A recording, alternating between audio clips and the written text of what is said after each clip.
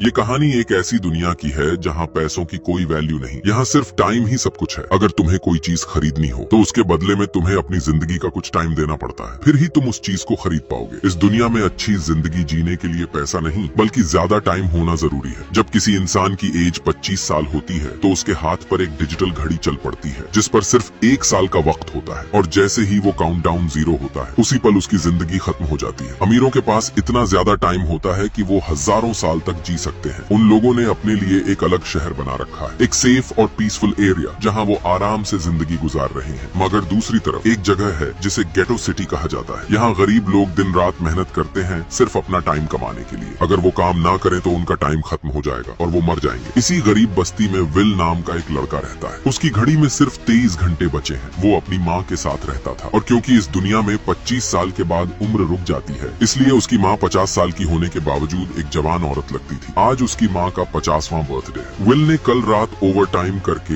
एक चैंपेन की बोतल ली थी ताकि माँ को सरप्राइज दे सके। ये देखकर उसकी माँ खुश हो जाती है। तभी वो कहती है, मैं चाहती हूँ कि अब मुझे अपने पोतों को देखने का मौका मिले। तुम किसी लड़की से मिलते क्यों नहीं? विल मुस्कुराता है और कहता है, इन सब के लिए टाइम किसके पास है माँ? फिर माँ कहती है, बिजली बिल और बैंक का लोन कल तक चुकाना होगा वरना फाइन लग जाएगा, इसलिए मैं जा रही हूँ सब क्लियर करने। शाम तक लौट आऊंगी। उसने कहा, मेरे पास सिर्फ 3 दिन का टाइम बचा है और मेरे टाइम का ज्यादा हिस्सा इन बिल्स में खत्म हो जाएगा, तो कल शाम जरूर बस स्टॉप पर मिलना ताकि मैं अपना टाइम खत्म होने से पहले तुमसे कुछ टाइम ले सकूं। विल ने सिर हिलाकर कहा, ठीक है, मैं वहाँ जरूर हूँगा। अब जाते हुए माँ ने उसके हाथ को छुआ और 30 मिनट का अपना टाइम ट्रांसफर कर दिया ताकि विल अच्छा सा नाश्ता कर सके। फिर दोनों अपने अपने काम पर चले गए। अब रास्ते में विल की मुलाकात एक छोटी सी लड़की से होती है जिसका नाम माया होता है। माया उससे थोड़ा सा टाइम मांगती है और विल मुस्कुराते हुए उसे उसके कैप्सूल में अपनी जिंदगी के 5 मिनट दे देता है। इससे हमें पता चलता है कि ये टाइम को एक कैप्सूल में स्टोर भी कर सकते हैं जिसे ये कभी भी अपने जिस्म में ट्रांसफर करके इस्तेमाल कर सकते हैं। अब माया विल को शुक्रिया कहकर चली जाती है और विल अपनी फैक्ट्री पहुंचता है जहां वो काम करता है, लेकिन उससे पहले वो नाश्ते के लिए कॉफी लेने जाता है। अब दुकान पर पहुंचकर उसे पता चलता है कि चीजों के रेट फिर से बढ़ गए हैं। कॉफी पहले 2 मिनट की थी, अब 4 मिनट की हो चुकी है। मतलब अब उसे पहले से ज्यादा अपनी जिंदगी का टाइम देना पड़ेगा एक कॉफी खरीदने के लिए। मजबूरी में अब वो कॉफी खरीद लेता है, जिसके बाद वह अपने काम पर लग जाता है। रात को काम खत्म होने के बाद विल अपनी सैलरी लेता है और अपने दोस्त के साथ एक क्लब में चला जाता है। क्लब में उसका दोस्त ज्यादा पीने लगता है। तभी विल एक आदमी को देखता है जो बहुत अमीर लग रहा होता है। उसके पास 116 साल से भी ज्यादा का टाइम था। विल ये देखकर उसके पास जाता है और कहता है कि उसे यहाँ नहीं रहना चाहिए क्योंकि इस एरिया में लोग किसी को भी मारकर उसका टाइम चुरा लेते हैं। मगर वो अमीर आदमी उसकी बात इग्नोर कर देता है और ड्रिंक करता रहता है। तभी एक फोर्टिस नाम का गैंगस्टर वहाँ आता है जो लोगों का टाइम लूटने के लिए मशहूर था। उसे खबर मिलती है कि एक अमीर आदमी क्लब में आया हुआ है जिसके पास बहुत ज्यादा टाइम है। अब जैसे ही वो क्लब में आता है सारे लोग वहाँ से भागने लगते हैं, लेकिन विल वहीं खड़ा रहकर उसे देखता रहता है। फोर्टिस उस अमीर आदमी से कहता है कि एक गेम खेलो और कहता है कि अगर तुम जीतो तो मैं तुम्हें अपना सारा टाइम दे दूंगा और अगर मैं जीतूं तो तुम मुझे अपना सारा टाइम दे दोगे। तभी अमीर आदमी कहता है कि उसने ज्यादा पी ली है इसलिए उसे कुछ देर का टाइम दिया जाए, फिर मैं गेम खेल लूंगा। फोर्टिस हाँ कर देता है और तभी वह अमीर आदमी वॉशरूम में जाकर उल्टी करने लगता है और बाहर फोर्टिस उसका इंतजार कर रहा होता है। फोर्टिस का एक आदमी उधर उस अमीर आदमी पर नजर रखे हुए था। इसी दौरान विल पीछे से आता है और उसे मार देता है, जिसके बाद वो उस अमीर आदमी को वहाँ से बचाकर एक सुरक्षित जगह ले जाता है।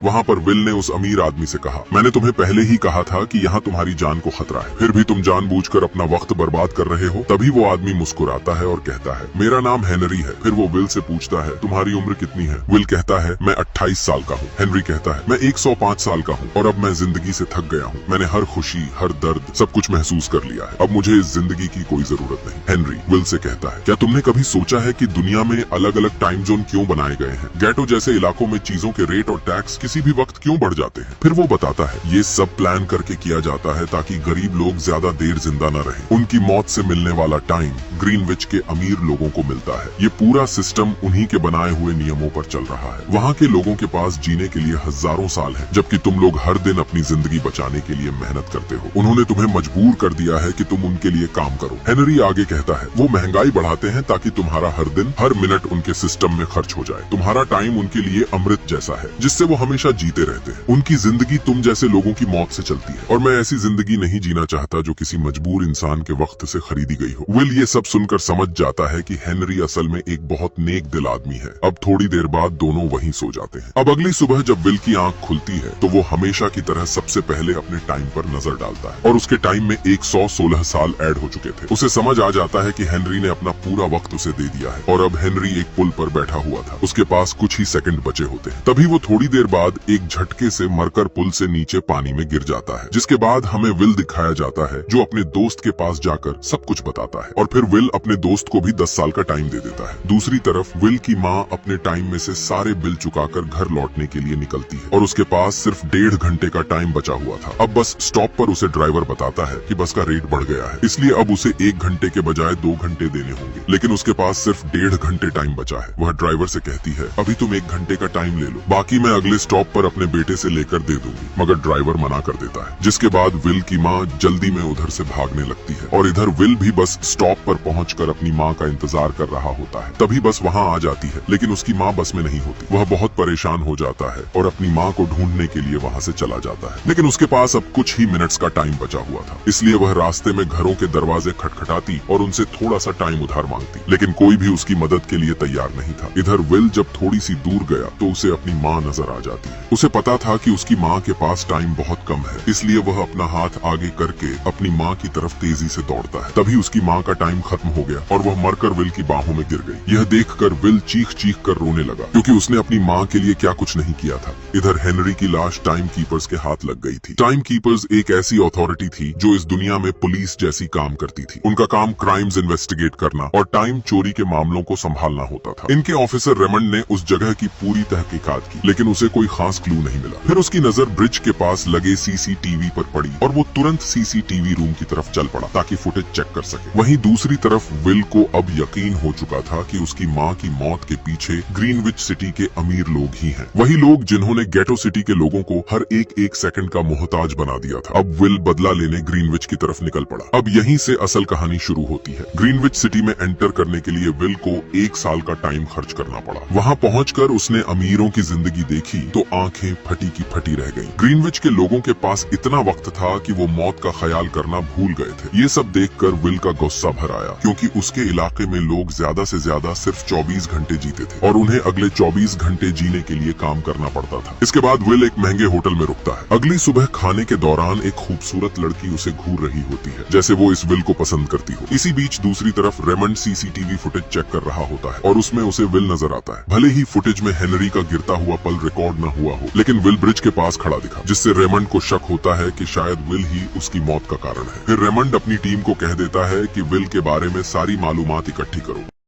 रिसर्च से उन्हें पता चलता है कि विल ने अपना बहुत सारा टाइम खर्च करके ग्रीनविच में एंट्री ली है। इससे रेमंड को यकीन हो जाता है कि विल ही हेनरी को मारने वाला है। वो फौरन अपनी टीम के साथ ग्रीनविच निकल पड़ता है। अब इधर ग्रीनविच के एक कैसीनो में विल एक टेबल पर बैठ जाता है जहां अमीर लोग पोकर खेल रहे होते हैं। शुरू में लोग उस पर हंसते हैं क्योंकि वो नया आया है, मगर विल गैम्बलिंग में माहिर था। उसने फिलिप नाम के एक अमीर आदमी के साथ गेम खेला। फिलिप यहाँ का सबसे दौलतमंद शख्स था और उसका अपना टाइम बैंक भी था। फिलिप के साथ उसकी बेटी सिल्विया भी थी, वही लड़की जो विल को पहले से नोटिस कर रही थी। अब गेम में विल ने अपनी जिंदगी का सारा टाइम दांव पर लगा दिया और अपनी सोच और चाल से फिलिप से 1100 साल जीत लिए। ये देखकर सिल्विया उससे बहुत इम्प्रेस्ड हो गई और उसने विल को अपने घर वाली पार्टी में इनवाइट किया। अगली शाम विल ने नई कार खरीदकर फिलिप की पार्टी में हिस्सा लिया। वहाँ विल और सिल्विया डांस करने लगे और सिल्विया धीरे धीरे विल के हुस्न में खो जाने लगती है। तभी रेमंड अपनी टीम के साथ पार्टी में पहुँचता है और विल को गिरफ्तार कर लेता है। रेमंड सबसे पहले विल का सारा टाइम छीन लेता है और उसे सिर्फ 2 घंटे रहने देता है। फिर हेनरी के कत्ल के इल्जाम में विल को अरेस्ट कर देता है। विल बयान करता है कि उसने हेनरी को मारा नहीं, हेनरी ने खुद अपना टाइम उसको दे दिया था और फिर उसने अपनी जान ले ली। लेकिन रेमंड विल की बात पर यकीन नहीं करता, जिससे विल समझ जाता है कि ये उस पर झूठा केस लगा देगा। तभी विल ने मौका देखकर रेमंड के आदमियों से लड़कर खुद को आजाद कर लिया। फिर उसने उनकी बंदूकें ले ली और सिल्विया को अपनी शील्ड बनाकर ले गया। फिर रेमंड और उसकी टीम को चकमा देते हुए सिल्विया को लेकर वह वापस गेटो सिटी सिटी की तरफ जाने लगा। रास्ते में विल के पास टाइम बहुत कम बच गया था। उसने सिल्विया से कहा, मुझे कुछ समय दो, मगर सिल्विया उस पर भरोसा नहीं कर रही थी क्योंकि वह उसे हेनरी का कातिल समझ रही थी। इसलिए उसने 1 सेकंड भी देने से इनकार कर दिया। विल अब कार और तेज चलाता है ताकि वह जल्दी गेटो सिटी पहुंच जाए और किसी से टाइम उधार ले सके। जल्दीबाजी में वह रोड पर बिछे कांटों पर ध्यान नहीं देता, जिससे टकराकर कार ब्रिज से नीचे गिर जाती है। दरअसल रास्ते में फोर्टिस और उसकी गैंग ने ये कांटे बिछाए थे। अब वे अपनी गैंग के साथ उनके पास आते हैं तो वे दोनों बुरी तरह जख्मी पड़े होते हैं। फोर्टिस ने नोटिस किया कि सिल्विया के पास 10 साल का टाइम है। अब फोर्टिस ने उसका सारा टाइम छुड़ा लिया और वहाँ से निकल गए। जब विल और सिल्विया होश में आए तो सिल्विया ने देखा कि उसके हाथ में सिर्फ 30 मिनट बचे हैं और विल के पास भी कुछ ही मिनट थे। फिर भी विल ने अपने कुछ मिनट सिल्विया को दिए, जिससे दोनों का समय बराबर हो गया। फिर विल सिल्विया को उस दोस्त के घर ले गया जिसे उसने पहले 10 साल दिए थे। जैसे ही उसकी वाइफ ने दरवाजा खोला तो उसने बताया कि तुम्हारे दिए हुए 10 साल मेरे शौहर की मौत का कारण बने। उसने सारा टाइम शराब में उड़ा दिया। यह सुनकर विल सदमे में चला गया, पर अब दोनों के पास ज्यादा टाइम नहीं था। अगर अब भी कुछ न किया तो उनकी मौत करीब थी। तभी विल की नजर सिल्विया की ईयर रिंग पर पड़ी, जो एक डायमंड ईयर रिंग थी। उस ईयर रिंग को बेचकर उन्हें 2 दिन का टाइम मिल गया। फिर विल सिल्विया के बाप फिलिप को फोन बूथ से कॉल करता है और बताता है कि उसकी बेटी अब ठीक है। विल ने सिल्विया को छोड़ने के बदले 10,000 साल का टाइम मांगा और कहा कि यह टाइम बैंक के जरिए गरीबों में बांट दिया जाए, वरना मैं तुम्हारी बेटी को मार दूंगा। इसके बाद विल सिल्विया को अपने घर ले आया, जहां दोनों सुबह का इंतजार कर रहे थे। अगली सुबह जैसे ही बैंक खुला तो दोनों ने देखा, लेकिन बैंक ने गरीबों में कोई टाइम नहीं बांटा। सिल्विया को यह देखकर बहुत दुख हुआ। अब उसे समझ आया कि उसका बाप सिर्फ बिजनेसमैन नहीं बल्कि इस सिस्टम का हिस्सा है। उसके बाप के लिए टाइम के आगे उसकी बातें भी कोई अहमियत नहीं थी। वह अमीर लोगों की वजह से गरीबों की मौत से अपनी जिंदगी के साल जमा करता रहा। अब सिल्विया को उदास देखकर विल समझ गया कि वो अब और बर्दाश्त नहीं कर सकती। इसलिए उसने फैसला किया कि सिल्विया को वापस घर भेज दे। अब विल उसे फोन बूथ ले गया और उसने फादर को मदद के लिए कॉल किया। विल ने अपना वेपन भी उसके हवाले कर दिया ताकि वह अपनी हिफाजत कर सके। लेकिन उसी वक्त टाइम कीपर रेमंड चुपके से आ गया और विल पर गन तान दी। रेमंड विल को मारने ही वाला था कि सिल्विया ने देख लिया और घबराकर रेमंड पर गोली चला दी। गोली उसके हाथ को छूकर निकल गई, लेकिन खून बहने लगा। अब विल उसके पास गया और विल ने देखा कि रेमंड के पास सिर्फ 2 घंटे बचे हैं। असल में टाइम कीपर्स को भी रोज 1 दिन का ही टाइम मिलता था, सैलरी के तौर पर। विल समझ गया कि जब तक उसके लोग आएंगे रेमंड मर चुका होगा। इसलिए विल ने उसे 2 घंटे का टाइम और दिया और उसकी कार लेकर निकल गया। अब सिल्विया भी क्रिमिनल बन गई थी। विल ने कहा कि वो चाहे तो सब छोड़कर अपने बाप के पास वापस जा सकती है, लेकिन उसने मना कर दिया। उसने कहा ग्रीनविच सिटी में उसकी जिंदगी पिंजरों में बंधी पंछी जैसी थी और अब उसे आजादी का एहसास हो रहा था। सिल्विया को समझ आ गया कि सिस्टम कितना जालिम है। वो विल के साथ मिलकर गरीबों के हक के लिए लड़ने लगी। इसके बाद दोनों ने फैसला किया कि वे अमीरों के टाइम बैंक को लूट कर उनका टाइम गरीबों में बांटेंगे। पहला टारगेट था सिल्विया के बाप फिलिप के बैंक्स, जहाँ वह लोगों की मौत का समय जमा करता था। अब विल और सिल्विया ने टाइम कैप्सूल निकाले, बैग में भरे और गेतो सिटी के गरीबों में तकसीम कर दिए। जिसके बाद सरकार परेशान होकर इन दोनों के सर पर 10 साल का इनाम रख दिया। अब देखते देखते उनकी खबर पूरे शहर में फैल गई और गैंगस्टर फोर्टिस भी इनके पीछे निकल पड़ा। लेकिन विल और सिल्विया रोज अपना ठिकाना बदलते रहते थे, जिस वजह से वे किसी की पकड़ में नहीं आ रहे थे। अब एक दिन वे होटल में छुपे हुए थे। उनके पास टाइम की कमी नहीं थी, इसलिए पूरा होटल ही रेंट पर ले लिया। वे इनके बारे में कोई भी बात बताने को तैयार नहीं थे। लेकिन जब फोर्टिस ने तशद्दुद किया तो एक बंदे ने डर कर उस होटल का नाम बता दिया। अब फोर्टिस अपनी गैंग के साथ होटल पहुंच गया और दोनों को पकड़ लिया। इसके बाद उसने विल को टाइम फाइट के लिए चैलेंज किया। विल भी समझ चुका था कि मैं इनकार तो नहीं कर सकता, इसलिए विल ने हाथ मिला लिया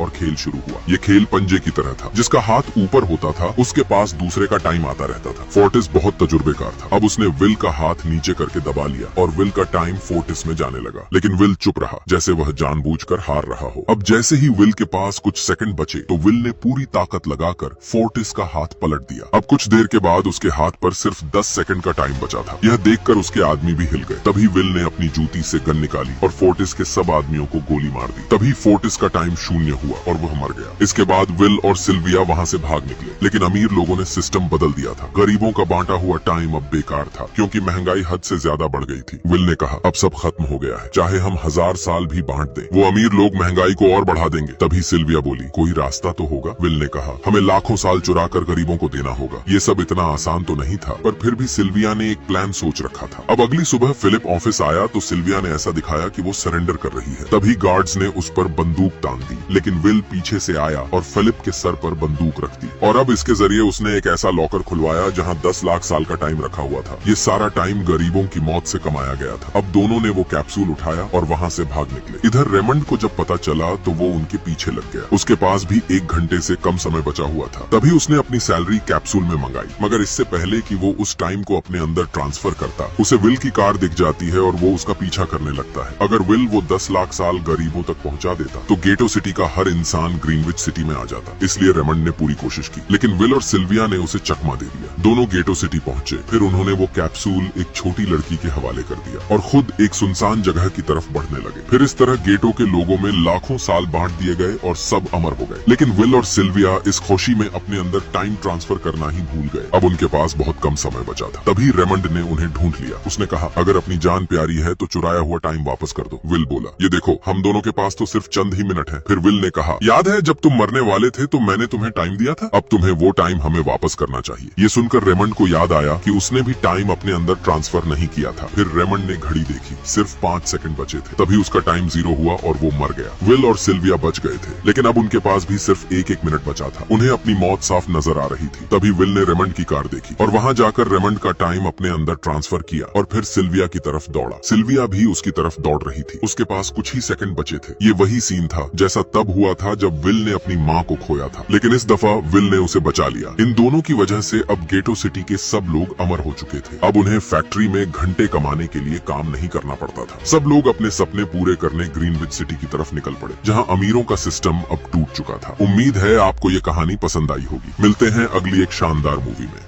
ये कहानी एक ऐसी दुनिया की है जहां पैसों की कोई वैल्यू नहीं। यहाँ सिर्फ टाइम ही सब कुछ है। अगर तुम्हें कोई चीज खरीदनी हो तो उसके बदले में तुम्हें अपनी जिंदगी का कुछ टाइम देना पड़ता है, फिर ही तुम उस चीज को खरीद पाओगे। इस दुनिया में अच्छी जिंदगी जीने के लिए पैसा नहीं बल्कि ज्यादा टाइम होना जरूरी है। जब किसी इंसान की एज 25 साल होती है तो उसके हाथ पर एक डिजिटल घड़ी चल पड़ती है जिस पर सिर्फ 1 साल का वक्त होता है, और जैसे ही वो काउंटडाउन 0 होता है उसी पल उसकी जिंदगी खत्म हो जाती है। अमीरों के पास इतना ज्यादा टाइम होता है कि वो हजारों साल तक जी सकते हैं। उन लोगों ने अपने लिए एक अलग शहर बना रखा है, एक सेफ और पीसफुल एरिया जहां वो आराम से जिंदगी गुजार रहे हैं। मगर दूसरी तरफ एक जगह है जिसे गेटो सिटी कहा जाता है। यहाँ गरीब लोग दिन रात मेहनत करते हैं सिर्फ अपना टाइम कमाने के लिए। अगर वो काम ना करें तो उनका टाइम खत्म हो जाएगा और वो मर जाएंगे। इसी गरीब बस्ती में विल नाम का एक लड़का रहता है। उसकी घड़ी में सिर्फ 23 घंटे बचे हैं। वो अपनी माँ के साथ रहता था, और क्योंकि इस दुनिया में 25 साल के बाद उम्र रुक जाती है, इसलिए उसकी माँ 50 साल की होने के बावजूद एक जवान औरत लगती थी। आज उसकी माँ का 50वां बर्थडे है। विल ने कल रात ओवर टाइम करके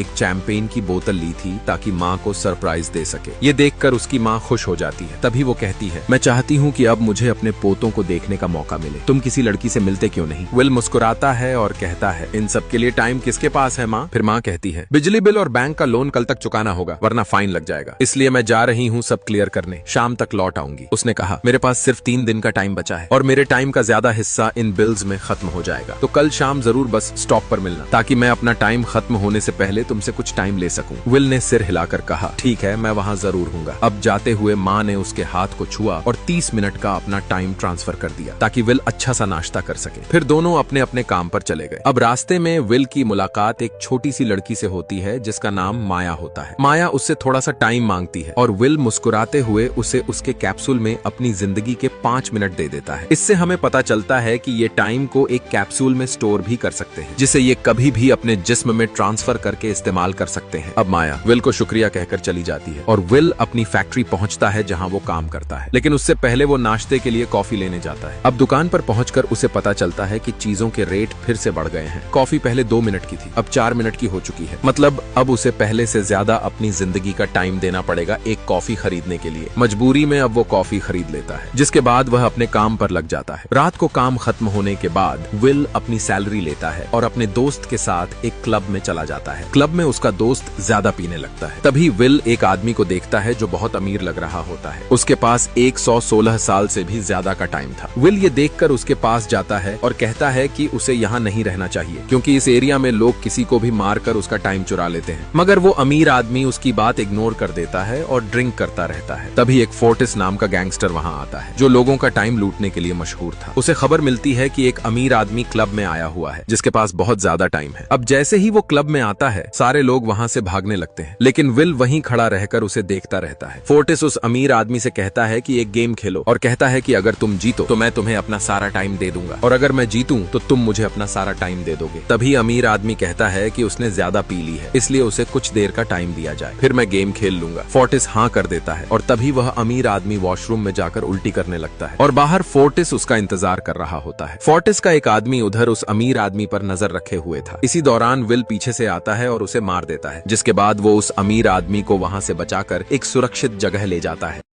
वहां पर विल ने उस अमीर आदमी से कहा, मैंने तुम्हें पहले ही कहा था कि यहाँ तुम्हारी जान को खतरा है, फिर भी तुम जानबूझकर अपना वक्त बर्बाद कर रहे हो। तभी वो आदमी मुस्कुराता है और कहता है, मेरा नाम हेनरी है। फिर वो विल से पूछता है, तुम्हारी उम्र कितनी है? विल कहता है, मैं 28 साल का हूँ। हेनरी कहता है, मैं 105 साल का हूँ और अब मैं जिंदगी से थक गया हूँ। मैंने हर खुशी, हर दर्द, सब कुछ महसूस कर लिया है। अब मुझे इस जिंदगी की कोई जरूरत नहीं। हेनरी विल से कहता है, क्या तुमने कभी सोचा है कि दुनिया में अलग अलग टाइम जोन क्यों बनाए गए हैं? गेटो जैसे इलाकों में चीजों के रेट और टैक्स किसी भी वक्त क्यों बढ़ जाते हैं? फिर वो बताता है, ये सब प्लान करके किया जाता है ताकि गरीब लोग ज्यादा देर जिंदा न रहें। उनकी मौत से मिलने वाला टाइम ग्रीनविच के अमीर लोगों को मिलता है। ये पूरा सिस्टम उन्हीं के बनाए हुए नियमों पर चल रहा है। वहाँ के लोगों के पास जीने के लिए हजारों साल हैं, जबकि तुम लोग हर दिन अपनी जिंदगी बचाने के लिए मेहनत करते हो। उन्होंने तुम्हें मजबूर कर दिया है कि तुम उनके लिए काम करो। हेनरी आगे कहता है, वो महंगाई बढ़ाते हैं ताकि तुम्हारा हर दिन, हर मिनट उनके सिस्टम में खर्च हो जाए। तुम्हारा टाइम उनके लिए अमृत जैसा है, जिससे वो हमेशा जीते रहते हैं। उनकी जिंदगी तुम जैसे लोगों की मौत से चलती है, और मैं ऐसी जिंदगी नहीं जीना चाहता जो किसी मजबूर इंसान के वक्त से खरीदी गई हो। विल ये सब सुनकर समझ जाता है कि हेनरी असल में एक बहुत नेक दिल आदमी है। अब थोड़ी देर बाद दोनों वहीं सो जाते हैं। अब अगली सुबह जब विल की आंख खुलती है तो वो हमेशा की तरह सबसे पहले अपने टाइम पर नजर डालता है, और उसके टाइम में 116 साल ऐड हो चुके थे। उसे समझ आ जाता है कि हेनरी ने अपना पूरा वक्त उसे दे दिया है, और अब हेनरी एक पुल पर बैठा हुआ था। उसके पास कुछ ही सेकंड बचे होते हैं। तभी वो थोड़ी देर बाद एक झटके से मरकर पुल से नीचे पानी में गिर जाता है, जिसके बाद हमें विल दिखाया जाता है, जो अपने दोस्त के पास जाकर सब कुछ बताता है, और फिर विल अपने दोस्त को भी 10 साल का टाइम दे देता है। दूसरी तरफ विल की माँ अपने टाइम में से सारे बिल चुकाकर घर लौटने के लिए निकलती है, और उसके पास सिर्फ 1.5 घंटे का टाइम बचा हुआ था। अब बस स्टॉप पर उसे ड्राइवर बताता है कि बस का रेट बढ़ गया है, इसलिए अब उसे 1 घंटे के बजाय 2 घंटे देने होंगे, लेकिन उसके पास सिर्फ 1.5 घंटे टाइम बचा है। वह ड्राइवर से कहती है, अभी तुम 1 घंटे का टाइम ले लो, बाकी मैं अगले स्टॉप पर अपने बेटे से लेकर दे दूंगी। मगर ड्राइवर मना कर देता है, जिसके बाद विल की माँ जल्दी में उधर से भागने लगती है, और इधर विल भी बस स्टॉप पर पहुंचकर अपनी माँ का इंतजार कर रहा होता है। तभी बस वहाँ आ जाती है, लेकिन उसकी माँ बस में नहीं होती। वह बहुत परेशान हो जाता है और अपनी माँ को ढूंढने के लिए वहाँ से चला जाता है, लेकिन उसके पास अब कुछ ही मिनट्स का टाइम बचा हुआ था, इसलिए वह रास्ते में घरों के दरवाजे खटखटाती और उनसे थोड़ा सा टाइम उधार मांगती, लेकिन कोई भी उसकी मदद के लिए तैयार नहीं था। इधर विल जब थोड़ी सी दूर गया तो उसे अपनी माँ नजर आ जाती है। उसे पता था कि उसकी माँ के पास टाइम बहुत कम है, इसलिए वह अपना हाथ आगे करके अपनी माँ की तरफ तेजी से दौड़ता है। तभी उसकी माँ का टाइम खत्म हो गया और वह मरकर विल की बाहों में गिर गई। यह देखकर विल चीख चीख कर रोने लगा, क्योंकि उसने अपनी माँ के लिए क्या कुछ नहीं किया था।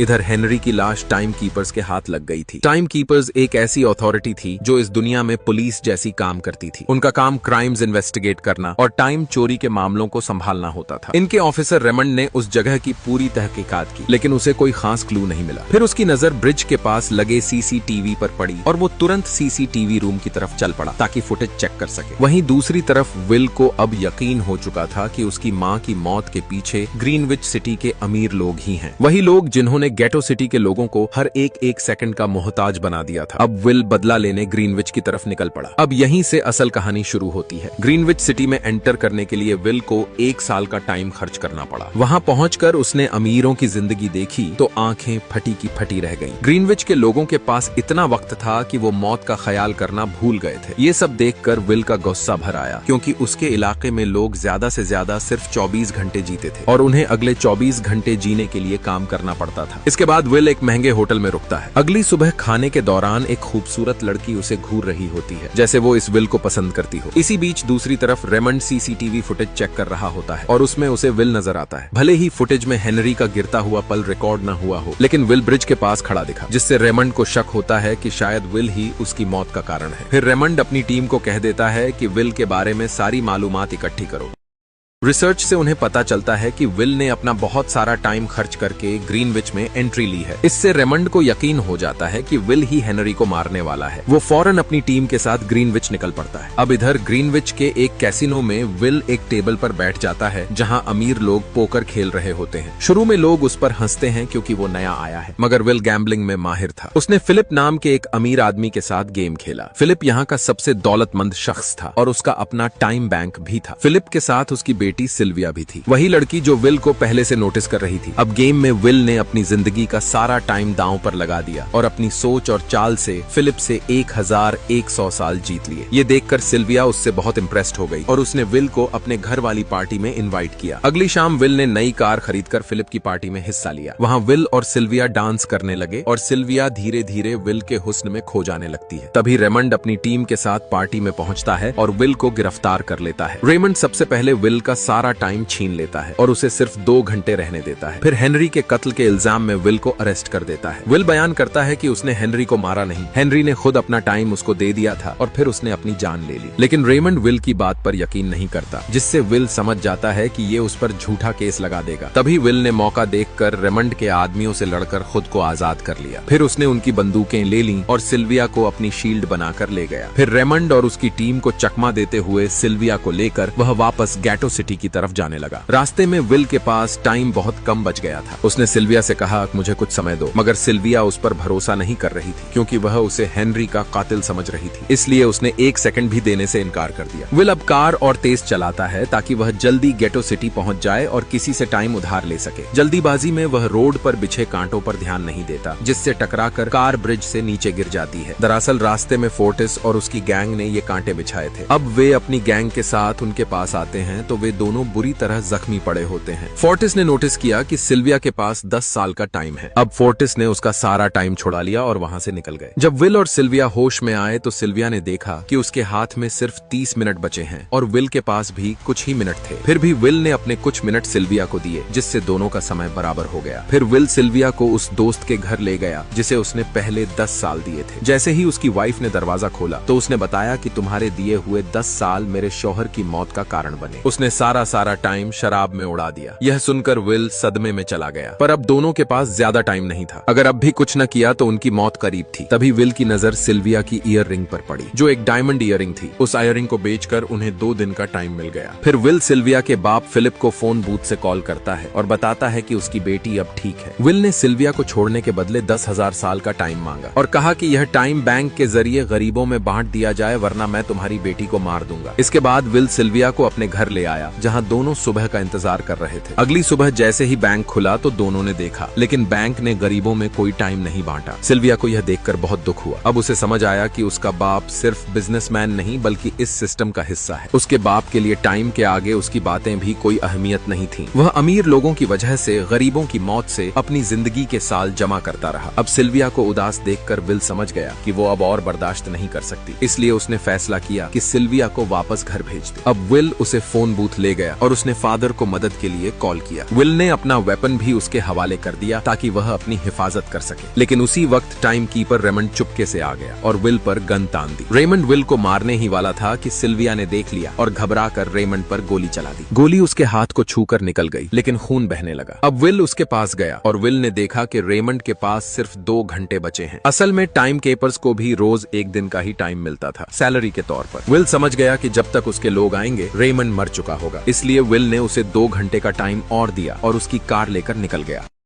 अब सिल्विया भी क्रिमिनल बन गई थी। विल ने कहा कि वो चाहे तो सब छोड़कर अपने बाप के पास वापस जा सकती है, लेकिन उसने मना कर दिया। उसने कहा ग्रीनविच सिटी में उसकी जिंदगी पिंजरों में बंधी पंछी जैसी थी और अब उसे आजादी का एहसास हो रहा था। सिल्विया को समझ आ गया कि सिस्टम कितना जालिम है। वो विल के साथ मिलकर गरीबों के हक के लिए लड़ने लगी। इसके बाद दोनों ने फैसला किया कि वे अमीरों के टाइम बैंक को लूटकर उनका टाइम गरीबों में बांटेंगे। पहला टारगेट था सिल्विया के बाप फिलिप के बैंक्स, जहां वह लोगों की मौत का समय जमा करता था। अब विल और सिल्विया ने टाइम कैप्सूल निकाले, बैग में भरे और गेतो सिटी के गरीबों में तकसीम कर दिए। जिसके बाद सरकार परेशान होकर इन दोनों के सर पर 10 साल का इनाम रख दिया। अब देखते देखते उनकी खबर पूरे शहर में फैल गई और गैंगस्टर फोर्टिस भी इनके पीछे निकल पड़ा। लेकिन विल और सिल्विया रोज अपना ठिकाना बदलते रहते थे, जिस वजह से वे किसी की पकड़ में नहीं आ रहे थे। अब एक दिन वे होटल में छुपे हुए थे। उनके पास टाइम की कमी नहीं थी, इसलिए पूरा होटल ही रेंट पर ले लिया। वे इनके बारे में कोई भी बात बताने को तैयार नहीं थे। लेकिन जब फोर्टिस ने तशद्दुद किया तो एक बंदे ने डर कर उस होटल का नाम बता दिया। अब फोर्टिस अपनी गैंग के साथ होटल पहुंच गया और दोनों को पकड़ लिया। इसके बाद उसने विल को टाइम फाइट के लिए चैलेंज किया। विल भी समझ चुका था कि मैं इनकार तो नहीं कर सकता, इसलिए विल ने हाथ मिला लिया और खेल शुरू हुआ। ये खेल पंजे की तरह था। जिसका हाथ ऊपर होता था उसके पास दूसरे का टाइम आता रहता था। फोर्टिस बहुत तजुर्बेकार था। अब उसने विल का हाथ नीचे करके दबा लिया और विल का टाइम फोर्टिस में जाने लगा। लेकिन विल चुप रहा, जैसे वह जानबूझकर हार रहा हो। अब जैसे ही विल के पास कुछ सेकंड बचे तो विल ने पूरी ताकत लगाकर फोर्टिस का हाथ पलट दिया। अब कुछ देर के बाद उसके हाथ पर सिर्फ 10 सेकंड का टाइम बचा था। यह देखकर उसके आदमी भी हिल गए। तभी विल ने अपनी जूती से गन निकाली और फोर्टिस के सब आदमियों को गोली मार दी। तभी फोर्टिस का टाइम शून्य हुआ और वह मर गया। इसके बाद विल और सिल्विया वहां से भाग निकले। लेकिन अमीर लोगों ने सिस्टम बदल दिया था। गरीबों का बांटा हुआ टाइम अब बेकार था, क्योंकि महंगाई हद से ज्यादा बढ़ गई थी। विल ने कहा अब सब खत्म हो गया है, चाहे हम 1000 साल भी बांट दें, वो अमीर लोग महंगाई को और बढ़ा देंगे। तभी सिल्विया बोली कोई रास्ता तो होगा। विल ने कहा हमें लाखों साल चुरा कर गरीबों को देना होगा। ये सब इतना आसान तो नहीं था, पर फिर भी सिल्विया ने एक प्लान सोच रखा था। अब अगली सुबह फिलिप ऑफिस आया तो सिल्विया ने ऐसा दिखाया कि वो सरेंडर कर रही है। तभी गार्ड्स ने उस पर बंदूक तान दी, लेकिन विल पीछे से आया और फिलिप के सर पर बंदूक रख दी। और अब इसके जरिए उसने एक ऐसा लॉकर खुलवाया जहां 10 लाख साल का टाइम रखा हुआ था। ये सारा टाइम गरीबों की मौत से कमाया गया था। अब दोनों ने वो कैप्सूल उठाया और वहां से भाग निकले। इधर रेमंड को जब पता चला तो वो उनके पीछे लग गया। उसके पास भी 1 घंटे से कम समय बचा हुआ था। तभी उसने अपनी सैलरी कैप्सूल में मंगाई, मगर इससे पहले कि वो उस टाइम को अपने अंदर ट्रांसफर करता, उसे विल की कार दिख जाती है और वो उसका पीछा करने लगता है। अगर विल वो 10 लाख साल गरीबों तक पहुंचा देता तो गेटो सिटी का हर इंसान ग्रीनविच सिटी में आ जाता। इसलिए रेमंड ने पूरी कोशिश की, लेकिन विल और सिल्विया ने उसे चकमा दे दिया। दोनों गेटो सिटी पहुंचे। फिर उन्होंने वो कैप्सूल एक छोटी लड़की के हवाले कर दिया और खुद एक सुनसान जगह की तरफ बढ़ने लगे। फिर इस तरह गेटो के लोगों में लाखों साल बांट दिए गए और सब अमर हो गए। लेकिन विल और सिल्विया इस खुशी में अपने अंदर टाइम ट्रांसफर करना ही भूल गए। अब उनके पास बहुत कम समय बचा था। तभी रेमंड ने उन्हें ढूंढ लिया। उसने कहा अगर अपनी जान प्यारी है तो चुराया हुआ टाइम वापस कर दो। विल बोला ये देखो हम दोनों के पास तो सिर्फ चंद ही मिनट है। फिर विल ने कहा याद है जब तुम मरने वाले थे तो मैंने तुम्हें टाइम दिया था, अब तुम्हें वो टाइम हमें वापस करना चाहिए। ये सुनकर रेमंड को याद आया कि उसने भी टाइम अपने अंदर ट्रांसफर नहीं किया था। फिर रेमंड ने घड़ी देखी, सिर्फ 5 सेकंड बचे थे। तभी उसका टाइम 0 हुआ और वो मर गया। विल और सिल्विया बच गए थे, लेकिन अब उनके पास भी सिर्फ 1 मिनट बचा था। उन्हें अपनी मौत साफ नजर आ रही थी। तभी विल ने रेमंड की कार देखी और वहां जाकर रेमंड का टाइम अपने अंदर ट्रांसफर किया और फिर सिल्विया की तरफ दौड़ा। सिल्विया भी उसकी तरफ दौड़ रही थी। उसके पास कुछ ही सेकंड बचे थे। ये वही सीन था जैसा तब हुआ था जब विल ने अपनी माँ को खोया था, लेकिन इस दफा विल ने उसे बचा लिया। इन दोनों की वजह से अब गेटो सिटी के सब लोग अमर हो चुके थे। अब उन्हें फैक्ट्री में घंटे कमाने के लिए काम नहीं करना पड़ता था। सब लोग अपने सपने पूरे करने ग्रीनविच सिटी की तरफ निकल पड़े, जहां अमीरों का सिस्टम अब टूट चुका था। उम्मीद है आपको ये कहानी पसंद आई होगी। मिलते हैं अगली एक शानदार मूवी में।